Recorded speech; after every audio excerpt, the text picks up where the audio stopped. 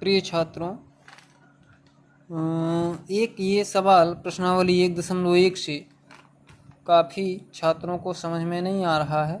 कई छात्रों ने हमसे बात की और समझाने के लिए कहा, तो मैंने सोचा कि एक वीडियो बनाकर बच्चों को समझाया जाए तो शायद कुछ और अच्छा समझ में आए, क्योंकि केवल लिख के फ़ोटो भेज देने से शायद उतना अच्छा समझ में ना आता। तो मैंने एक छोटा सा प्रयास किया है। अगर बच्चों को पसंद आया और उनको समझ में आया तो फिर ये वीडियो निरंतर जारी रहेंगे।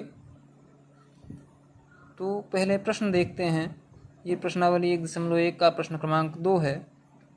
प्रश्न कहता है, सबसे पहले बच्चों को प्रश्न अच्छे से पढ़ना चाहिए। कोई भी प्रश्न हो, 1 बार 2 बार 3 बार पढ़ने का प्रयास करें ताकि प्रश्न ज़्यादा से ज़्यादा समझ में आ जाए। उसके बाद उसको हल करने का प्रयास करेंगे। उससे संबंधित समस्त जानकारियाँ यदि होंगी तो आपको प्रश्न को हल करने में कोई भी समस्या नहीं होगी। तो देखते हैं प्रश्न कहता है, दर्शाइए कि कोई भी धनात्मक विषम पूर्णांक 6q+1 या 6q+3 या 6q+5 के रूप का होता है जहाँ q कोई पूर्णांक है। तो अब देखिए इसमें क्या क्या कहा है। एक तो हमको इस बात की जानकारी होनी चाहिए कि धनात्मक विषम पूर्णांक क्या होते हैं। तो पहले पूर्णांक, फिर विषम, फिर धनात्मक। तो सबसे पहले आपको बता दें कि पूर्णांक के विषय में तो आप सब जानते हैं कि पूर्ण संख्याओं में से यदि हम प्राकृत संख्याओं को ऋणात्मक चिन्हों के साथ पूर्ण संख्याओं के संग्रह में शामिल करते हैं तो वो सभी संख्याएं पूर्ण संख्याएं कहलाती हैं। जनरली हम लोग उदाहरण भी देखते हैं। तो उदाहरण में हमें पूर्ण संख्या इंटीजर बोलते हैं, इसलिए आई से प्रदर्शित करते हैं और उसको यहाँ डैश डैश, फिर -3, -2, -1, 0, 1, 2, 3, फिर डैश डैश इत्यादि से दर्शाते हैं। तो इसमें देखें तो 1, 2, 3 और इधर इसके आगे जितनी भी संख्याएं आएंगी वो सब की सब प्राकृत संख्याएं। फिर 0 को भी शामिल कर लेते हैं तो जो संग्रह होता है वो पूर्ण संख्याओं का।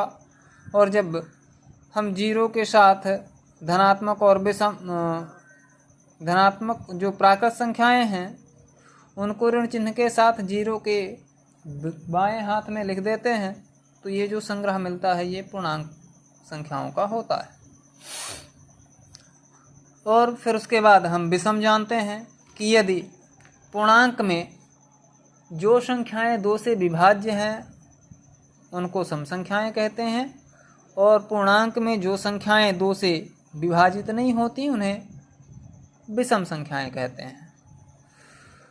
तो धनात्मक विषम पूर्णांक की बात कर रहा है, मतलब 0 या 0 से बड़ी कोई भी संख्या होगी वो धनात्मक विषम पूर्णांक होगी। 0 से बड़ी जितनी भी संख्याएं हैं जो 2 से अविभाज्य हैं वो विषम पूर्णांक होती हैं। और उसके अलावा हमको जब हम इस प्रश्न को पढ़ते हैं तो इसका जो संबंध है वो यूक्लिड विभाजन प्रमेयिका से है। तो हमें यूक्लिड विभाजन प्रमेयिका भी याद होनी चाहिए, तभी हम प्रश्न को अच्छे से समझ पाएंगे। तो अपनी यूक्लिड विभाजन प्रमेयिका क्या कहती है?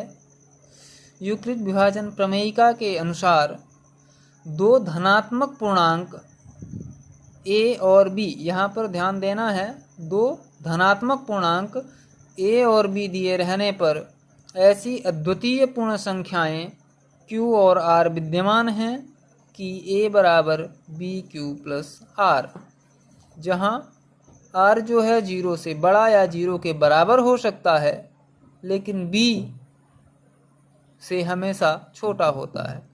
जैसा हम लोग पूर्व में भी सीखे हैं, भाग में 2 पूर्णांक दिए रहते हैं, एक बड़ी संख्या बड़ा धनात्मक पूर्णांक और एक छोटा धनात्मक पूर्णांक। तो जब भी हम भाग करते हैं तो उसमें हमें दो चीज़ें और मिल जाती हैं। एक तो मिलता है भागफल और दूसरा शेषफल। वही भागफल Q है और जो शेषफल होता है वो R है। A जो है उसको भाज्य कह सकते हैं आप, और B को भाजक कह सकते हैं। तो ये तो हमने पहले से ही सीखा है, भाज्य बराबर भाजक गुणे भागफल धन शेषफल। यही यूक्लिड विभाजन प्रमेय का है। तो हम हमेशा जानते हैं कि शेषफल जो होता है वो हमेशा जो हमारा भाजक होता है उससे छोटा होता है, और या तो 0 होगा या 0 से बड़ा होगा। तो इसको तो आप पहले से ही जानते हैं, बस प्रमेयिका के रूप में आपको याद नहीं था। चलिए अब प्रश्न देखते हैं। तो सबसे पहले हम मान लेते हैं कि माना ये कोई धनात्मक पूर्णांक है और b बराबर 6 है। ये हमने माना है कि a कोई धनात्मक पूर्णांक है और b बराबर 6। b बराबर 6 क्यों माना? क्योंकि यहाँ ये 6q की बात कर रहा है, तो इसलिए हमको b बराबर 6 ही मानना पड़ेगा। अब यूक्लिड विभाजन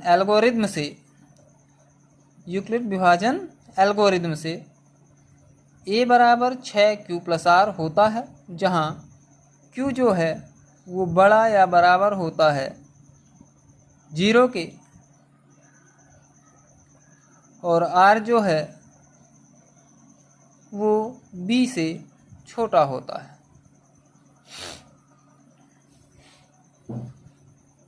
तो r बराबर हमें क्या मिलेगा? या तो 0 मिलेगा, या तो 1 मिलेगा, या तो 2 या 3 या 4 या 5, क्योंकि r जो है वो b से बड़ा नहीं हो सकता या b के बराबर नहीं हो सकता, इसलिए, और 0 या 0 से बड़ा हो सकता है तो 0 को भी शामिल किया, और 0 से लेके 5 तक जो 6 से छोटी संख्याएं हैं वो r संभावित हो सकता है। इसलिए अब यहाँ देखें तो a बराबर, जब शेषफल 0 होगा तो 6q मिलेगा, शेषफल 1 होगा तो 6q प्लस 1 मिलेगा। यहाँ r की जगह पे हमको ये r के मान रखने हैं तो ये हमको मिलेंगे। तो जब 0 रखे तो 6q मिला, 1 रखे तो 6q प्लस 1 मिला, 2 रखे तो 6q प्लस 2 मिला, 3 रखे तो 6q प्लस 3 मिला, 4 रखे तो 6q प्लस 4, या 5 रखे तो 6q प्लस 5 मिल गया।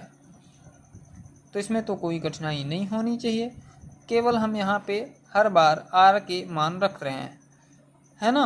r के 6 मान दिख रहे हैं, इसलिए हमको 6 संख्याएं मिल गईं। अब देखते हैं इन्हीं संख्याओं में 6q, ये कोई पूर्णांक है, इसमें अगर हम 2 से भाग करेंगे तो भाग चला जाएगा। कैसे? जैसे भाग देते हैं, हमने 6q लिखा, 2 से भाग लगा दिया तो 2/3 6 आया, और अगर q रख दिया यहाँ तो 6q आ गया, तो भाग चला गया और शेषफल हमको 0 मिल गया।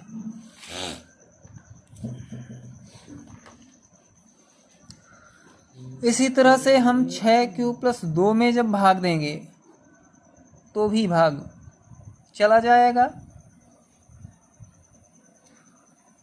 2q 2/3 6q प्लस 2 1 कम 2, यहाँ भी भाग चला गया और शेषफल 0 मिला। तो इससे हमें ये पता चलता है कि 6q प्लस 2 और इसी तरह से 6q प्लस 4 2 से विभाज्य होंगे। जब 6q प्लस 2 और 6q प्लस 4 2 से विभाज्य हैं, इसलिए ये विषम पूर्णांक नहीं हो सकते, क्योंकि विषम पूर्णांक 2 से विभाजित नहीं होते हैं। जबकि 6q प्लस 1, 6q प्लस 3 और 6q प्लस 5 2 से विभाजित नहीं हो सकते हैं, अतः ये विषम पूर्णांक हैं।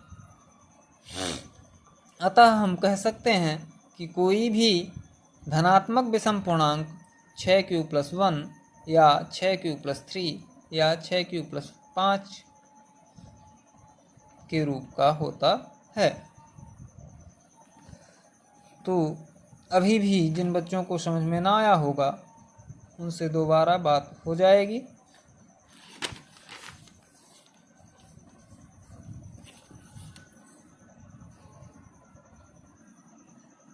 मुझे उम्मीद है कि आप सबको समझ में आ गया होगा। अगर समझ में नहीं आया तो आप मुझे फ़ोन कर सकते हैं और जहाँ समझ में नहीं आया वहाँ पे पूछ सकते हैं।